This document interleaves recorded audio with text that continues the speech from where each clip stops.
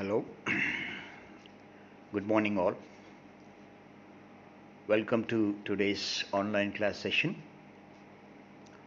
My dear students, today we are going to have a discussion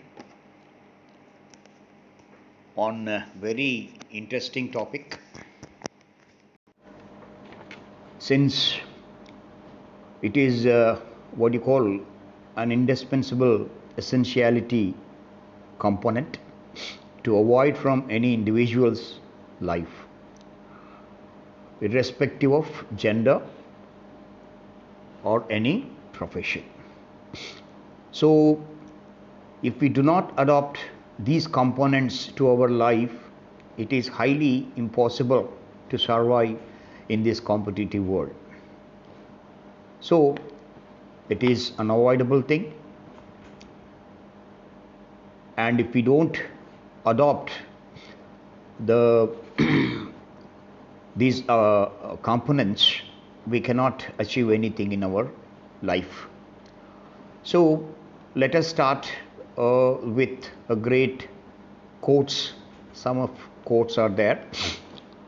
One of them is none other than by Vivekananda, a great philosopher of India. Arise, awake, and not stop till the goal is reached. Arise, awake, and not stop till the goal is reached. This is by Vivekananda, the one and only great philosopher of India. And then next, dare to dream, work to fulfill. This is by our beloved President of India, Abdul Kalam ji. And there is another quote that reflects our life: winners never quit and quitters never win. Winners never quit and quitters never win. So I hope you might have come across with what kind of a topic that we are going to have in our today's session, that comes under soft skills. Okay, and the subtitle of this soft skills is motivation and goal setting. Motivation and goal setting. So before going to motivation and goal setting, let us have a look on what exactly the soft skills are. Okay, let us go to what are the exact soft skills are. Now have a look on this slide what exactly are the soft skills. Okay, soft skills are personal attributes needed for success on the job. Okay, so this is something related to your personal life as well as professional life also. So your attitude that always determines. So what kind of components are there? Time management. So time management is one of the important components that everybody has to maintain. And then next, networking. So networking, all of you are very much familiar nowadays, since it has become very common in our life. And then next, teamwork. So when you are working with team, how you have to work. It is not an individual task, but think that if it is a team task, so you are also one of the members of the team. How would you react and how would you contribute to that team in order to get the task completed? And then next, creative thinking. So it is not exactly if you think in a common way, it will not work out. So that is why you have to think creatively. So this is also one of the components. It comes under soft skills. And then next, conflict resolution. So whenever you find any kind of a conflict, you have to, manage it in a balanced way. So this is what, the exact soft skills are. Now let us go to our today's topic, that is motivation. So now in the first slide I have explained what exactly the soft skills are. Those are time management, then next networking, then next teamwork, then next creative thinking, and then next conflict resolution, right? And then let us come to the today's session, that is motivation. What is motivation? Motivation is that which makes someone want to do something. So you have to motivate yourself. So motivation always makes someone want to do something. So factors that can motivate an individual range from the intrinsic, to the extrinsic. Factors that can motivate an individual range from the intrinsic. Intrinsic means desire to do something for personal reward, not for financial gain. This is called intrinsic. Desire to do something for personal reward, not for financial gain. To the extrinsic. Extrinsic means completing a task to gain something or to avoid a punishment. So these kind of factors will take place when it comes to motivation. Then a motivated person is one who is driven and has an incentive to work hard, directing his or her energies towards completing personal or professional goals. So all of us, we have our personal goals as well as professional goals in our life. So in order to fulfill or in order to complete those goals, we have to motivate ourselves. Some people motivate by the persons, by the individuals, and some people motivate themselves by the the things which are going around him, right?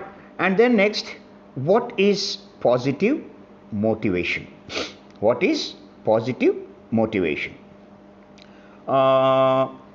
Positive motivation, see, look at the the next slide which I have given to you.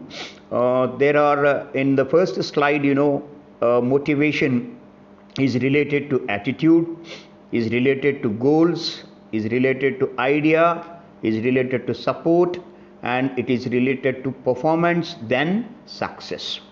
So that means what every individual is supposed to do is, there is a one principle that everybody has to follow. That is, look at the second sentence, I can't do it. So I can't do it. So if you try to cut off the letter T, what it says, it completely transforms into I can do it. So I can't do it has become I can do it. So a motivated person is one who is driven and has an incentive to work hard, directing his or her energies towards completing personal or professional goals. So you have to work hard and you have to use all your energies in order to complete your personal or professional goals. So now, how this linked with idea of motivation is the tool of goal setting.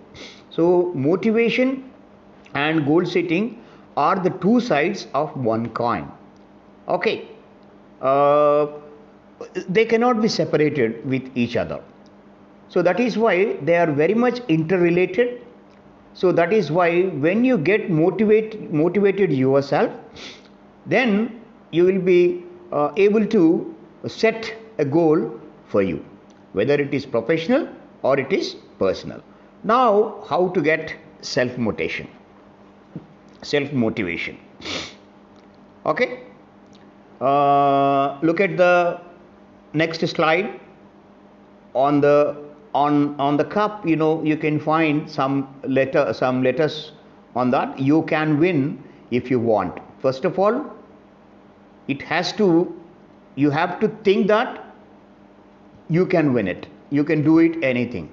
So unless you don't feel this kind of a feeling, you cannot do anything, right? And then next, look at the next slide. Okay. What drive you to take the action? Motivation before the action. Okay, motivation before the action. That leads to action behavior. So first of all, you have to motivate yourself to do some kind of a work, to achieve your personal goal or to achieve professional goal. And then next, you have to make an action. That means you have to start work with the dedication, devotion, right? And this is action behavior. And after action behavior, what happens? It leads to reward.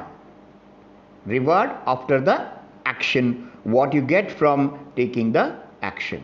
So this is the result. Motivation before the action. So that means you have to motivate yourself before taking any kind of action, and then you have to start your work. That means action, and that finally leads to get you rewards after your action. Okay, then let us go to goal setting. What is goal setting? Goal setting can be short term, completing homework by the end of the day. Right now, you people are, come under, students community. So that is why your goal setting is something limited. So it can be short term. So goal setting is short term, completing homework by the end of the day. For example, if you have given homework by your teachers, by your lecturers, and you have to submit them in next class. So this is some kind of goal setting. So that can be short term and long term also. Now let us go for long term goals. What is long term? Pursuing a degree in medicine in the hope of becoming a doctor and can help motivate someone into accomplishing something. So we have come across with short term goals as well as long term goal. In long term goal, what we have come across, pursuing a degree in medicine. So getting civil services or getting a medical seat in a prestigious colleges like All India Institute of Medical Sciences or JIPMER or CMC college. So you have to work hard and you have to make a plan, because it takes much time. So that is why it is called a long term goal. In many ways, setting goals make managing a task easier and gives your life a sense of direction. This is very important. In many ways, setting goals once you set a goal, and then you will learn how to manage the task easier, and then next it gives you a life sense of direction, in which direction you have to follow. So now let us have a look on this what you call next slide, SMART goals. So as I have mentioned in the beginning itself, dream big, right? You have to dream big, right? And after dream, what you have to do, you have to set a goal. What kind of a goal, what kind of achievement that you want in your life. So someone wants to become an IAS officer, someone wants to become a doctor, someone wants to become an engineer. So there are number of goals. So you have to realize, you have to recognize what exactly the goal is for you. So this is very important. So for that, what you have to do is you have to dream big one, and then next set goal, and then next immediately jump into the action. So this is also called, what you call SMART goal. So look at the words that reflects by SMART. Yes, specific.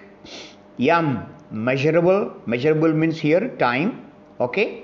Yes means specific, means just now I have mentioned that someone wants to become IAS officer, other wants to become a doctor, like it should be specific and it should be measurable. And then next A for achievable, right? A for achievable, and R for realistic, and T for timely. Okay, so in this slide we have come across with what you call long-term goals and short-term goals. So now what you have to do is very important factor that has to be focused. A goal with plan. So when you are setting a goal, you should have a plan. Look at the circle that I have shown to you in this slide. So there are two circles, right? Two circles are there, and in the middle of that circle there is a spot on which you can find an arrow. So you can take this outer circle, that means first circle, personal problems. You can consider this big circle as your personal problems, and go for second circle. This second circle may be technical problems, may be cultural problems, may be financial problems. So these all problems always deals with everyone. So there is no person in the world that without having any kind of a problem. All of us, we have a problem, whether it is personal problem, financial problem, or professional problem. So then next, look at the center spot, okay, that has been pierced by an arrow. Here this arrow is nothing but your dream. Straight away it pierced the center point. So for that, what you have to do is, a goal without a plan is just a wish. So what happens? It will become only a wish. So for example, I wanted to become a doctor in my life. That is why I have opted by PC when I was intermediate student. But because of I had a goal, but I had not a plan with me. So that is why now it has become my dream. Now it has become my wish, which I cannot accomplish, which I cannot complete in my life at all, right? And now there is an example in page number 23 in your first year textbook. Those who are having your textbooks, please follow their textbooks, and whenever there is a necessary, I will try to show the slides so that you can have a look on that. So those who are not having textbook, please listen to me very carefully. Now try to imagine yourself in the situations provided below and record how you would react. So you have to imagine, you should imagine yourself in the situation provided below and record how you would react. How would you react at that particular situation? Try to imagine yourself, right? What situation that you are in. For example, your exams are next week and you have to put together a schedule to help prepare you for your studies. Think that you are going to take up your exams in the next week, and these exams are important to you and your future. Okay, these exams are unavoidable, and also at the same time very important to your life, right? And your parents are supportive. Okay, your parents are very much supportive to you. In fact, every parent will support, and your college is giving you all the training you need to excel. And the college where you are studying also supporting you in every way. So you begin studying, okay, uh, only to be interrupted by your cousins. They have unexpectedly dropped by and are planning to spend a month in the city. You are delighted to see them and enjoy their company. However, the exam is next week. Do you continue to prepare for the examination, or do you to spend time with them? This is very important. Okay. So think that you are going to take up your exam in the next week. Those exams are very important to you for your future, and your college is also supporting, your parents also supporting, right? And think that you have started your preparation also. But suddenly some of your relatives have dropped at your place who want to spend their time with you and in your city. At this kind of crucial situation, how would you react?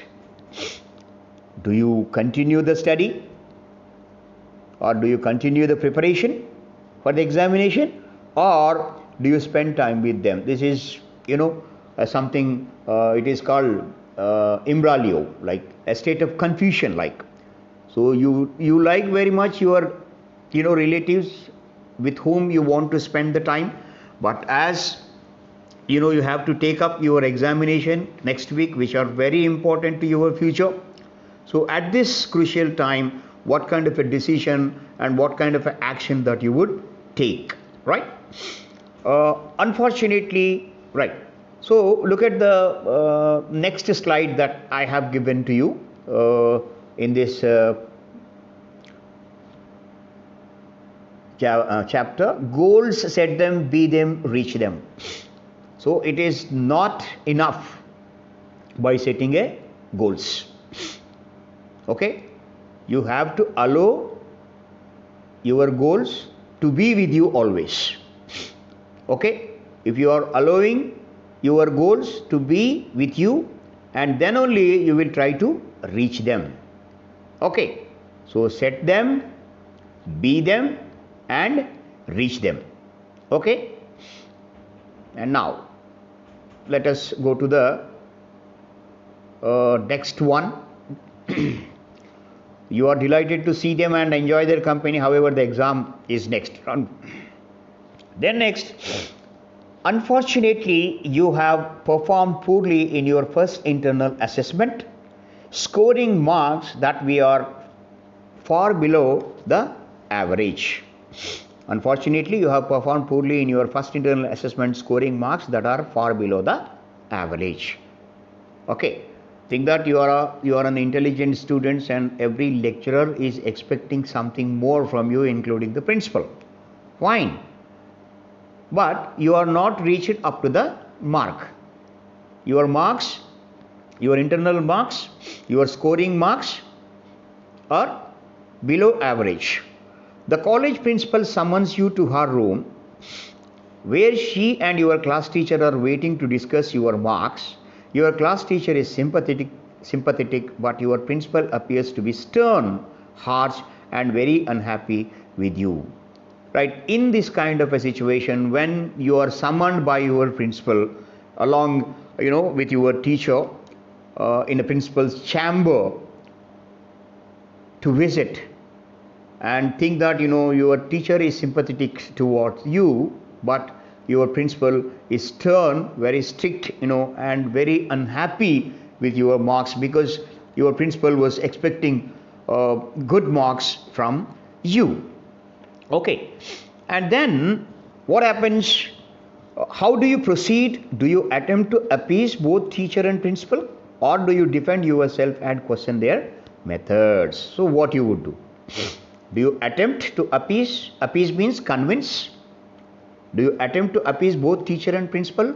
Do you want to want to convince them,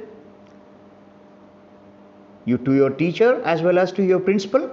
Or would you try to defend yourself and asking question of their methods? So there is two ways. One thing, you have to appease them, you have to convince them, right? Or else you have to defend yourself. So these are the two approaches that are supposed to be maintained. But how would you react? The above situation depict common scenarios students might face. So this is a very common scene that every student will face. It is your responsibility as a student. It is responsibility as a student to dedicate an adequate amount. Here it is printed as delicate, it is not delicate. Okay, in page number 8, slide number 18, it is not delicate, it is dedicate.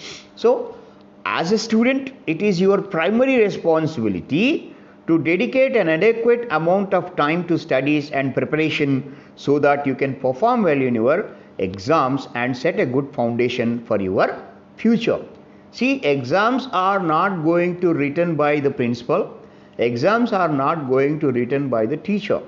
It is your primary responsibility because you are going to take up your examination. It is you yourself that has to write down your examination. So that is why it is your primary responsibility to dedicate an adequate amount of time to studies and preparation so that you can perform well in your exams and set a good foundation for your future. Not even your parents, not even your parents are also going to write your examination, right? And then the above situation, this is what we have discussed, and the paragraph below explain how one should react in such situations. So this paragraph which I am going to show you, that will explain you people how to tackle or how to deal in such situations. When trying to accomplish a goal, it is important to remember not to be easily distracted. That is what I have told you in the beginning itself. When I am talking about goal setting, there are two circles. One circle is problems, okay, personal problems, and the another one is professional problems or technical problems or any other problems. So what you have to do, first of all, you should not distract from your goal. This is very important. In this situation, your cousins who are in the city for a month will understand that you need to prioritize your studies. It is your responsibility to convince your cousins or your relatives that how the exams are important to you and for your future, so that they can understand the situation. If you were to postpone studying, you risk not being fully prepared for your examination, and worse, you risk making a habit of setting aside your responsibility. Okay, so don't ever try to postpone your studies. Don't ever try to procrastinate your studies, because it is a big risk where your life is going to become a debris like or ruin like. You yourself stands for your total destruction. So that is why you should not postpone your studies.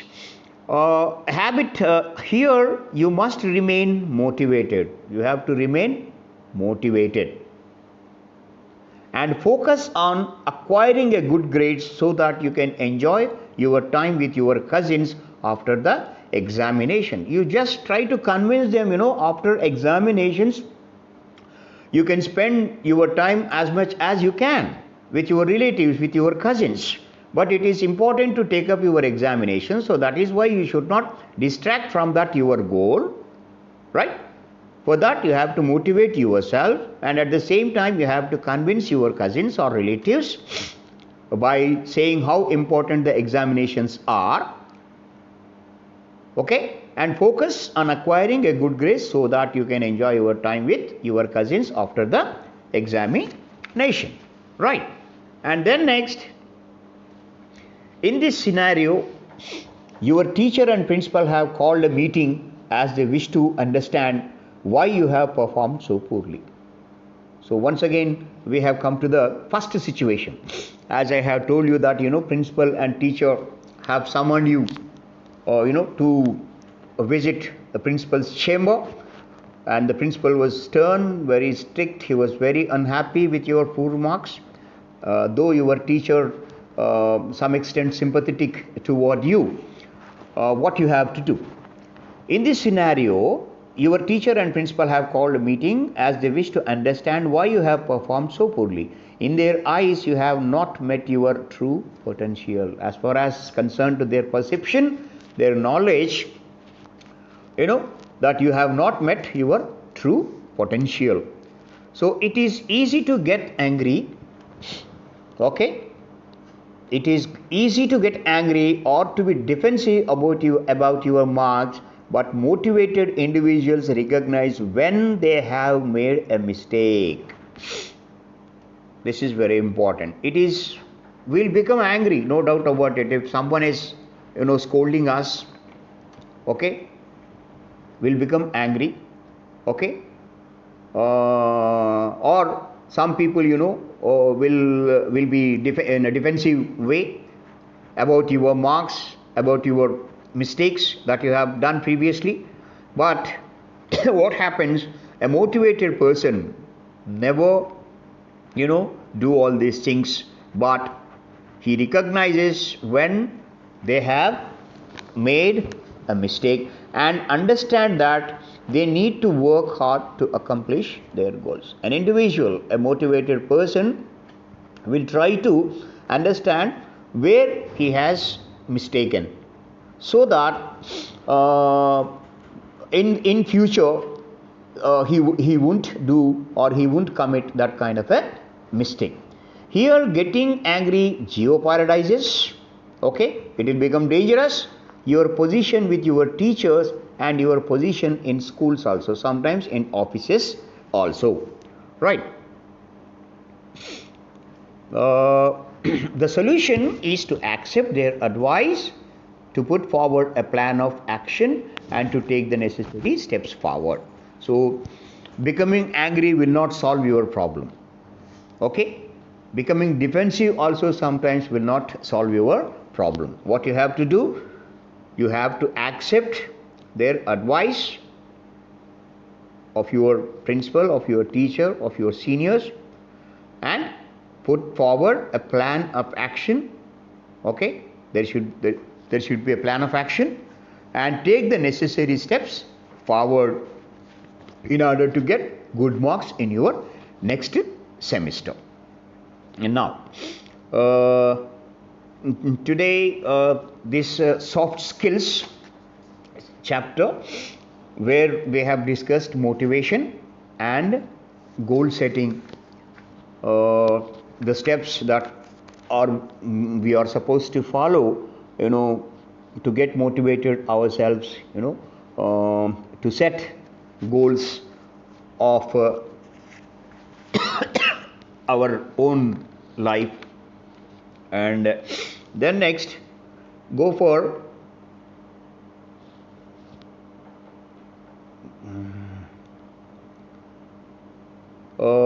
value orientation chapter. In this value orientation chapter, we have a proverb, a very famous proverb, okay? Let us start with that. Well begun is half done. Well begun is half done. Well begun is half done is a common expression used to suggest that if you begin an assignment well, then completing it will not require as much effort. This is also associated to your examinations also. Think that some assignment has been given to you. Think that your teacher has given an assignment to you in order to complete in a stipulated time. What you have to do is you have to begin it well. So when you start it or when you begin it well, think that it is half done. The assignment is half done. Because a well begun is half done. Expression used to suggest that if you begin an assignment well, then completing it will not require as much effort. There will not be any much efforts when you start well any kind of a assignment, whether it is assignment, whether or it is a examination, right? For example, look at the slide, that I have given to you. Look at the target, okay?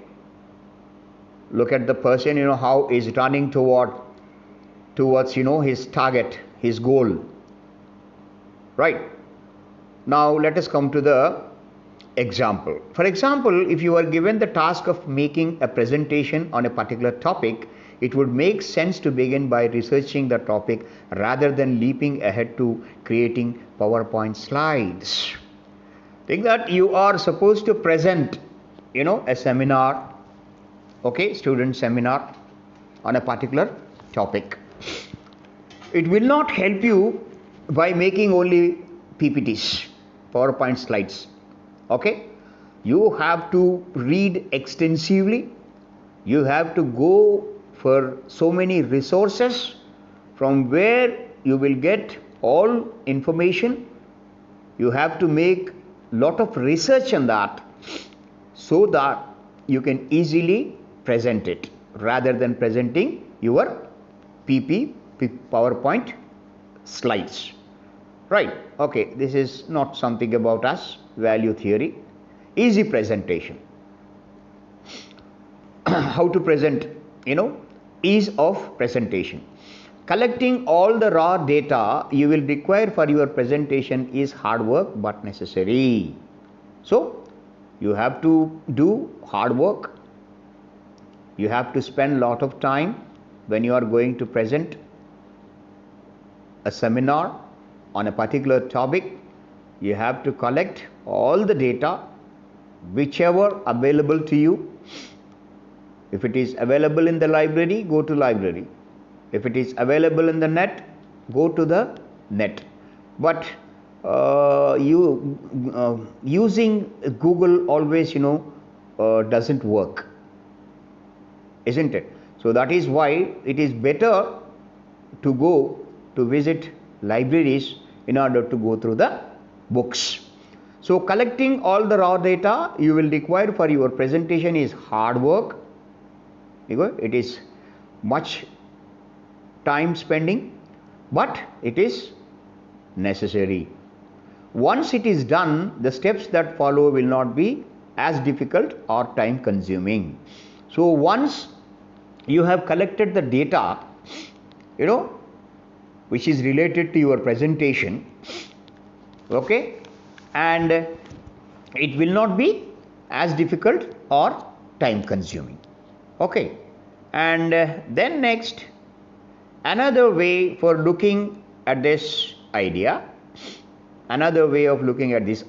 is through the example of a job interview. Under such circumstances, employers are looking for you to exhibit traits they desire in their employees. So this comes under, what you call well begun is half done. It comes under, attending an interview also. Another way of looking at this idea is through the example of a job interview. Think that, you are going to attend a job interview.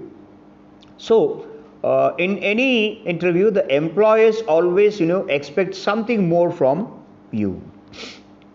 And they have to exhibit whenever they ask. It is not like that, by scoring 100 marks, it is not a measuring rod sometimes. So you have to exhibit your proficiency. You have to exhibit your subject knowledge. It works a lot sometimes. So now look at the one slide that I have given to you. A girl is sitting before employers. Okay, so this kind of interview we can have for civil services and for multinational companies, where one interviewer will face almost all a committee which comprises of 4 to 5 members in order to confuse you by asking questions always, right? So at this moment also, collecting the data, preparation, hard work and exhibition of your talent will work, right? If you were to begin the interview poorly, perhaps by arriving late or dressing inappropriately, then you risk your interviewers believing that you do not have a professional attitude, thereby severely reducing your chances of getting job. So this is very important, one of the important factors that everybody has to follow. Since as far as concerned to my knowledge and my perception, we Indians do not have time sense. So we always postpone either or always, visit places lately. So arriving late or dressing inappropriately for that situation, think that you are going to take risk once again, right? What they believe, it reflects your personality, and they will come to a conclusion that you do not have any kind of professional attitude, and then you will be thrown into dustbin. Your CV or your curriculum vitae or biodata will be thrown into dustbin. So now, for your knowledge, I have given 4 persons who are sitting in this slide, who are sitting to take up their interview. Look at them, the way they sat. Look at the number 1 person, how he is sitting. Second lady, how she is sitting, and the third one, how he is sitting, and the 4th one, how she is sitting. So this kind of gesture will show us their confidence levels. The first person is sitting properly, and the last 4th lady is also sitting properly but cross-legged. That is not a good sign, right? First person gesture is very nice. He is looking very confident, right?